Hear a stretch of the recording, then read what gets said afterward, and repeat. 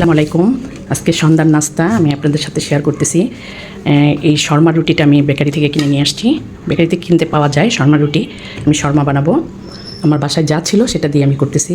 এটা সসেজ ছিল, সসেজটা ভেজে নিয়েছি, ভেজে নিয়ে ছোটো ছোটো করে কেটে নিয়েছি। এখানে সালাদ আছে, টমেটো, পেঁয়াজ, কাঁচামরিচ আর শসা আর একটা ডিমকে ভেজে কুচি করে নিয়েছি। এটাকে এখন একসাথে সব মিক্স করে এরকম করব। আর এখানে আমার একটু মেয়োনিজ ছিল, এই যে মেয়োনিজ ছিল আর টমেটো সস, এটা একসাথে দিয়ে দিব। সব একসাথে মিক্স করে নেব। বেকারিতে এই রুটি পাওয়া যায়, শর্মা রুটিগুলা আমাদের এই সামনেই বেকারিতে রুটিগুলা পাওয়া যায়, সেখান থেকে কিনে নিয়ে আসছি।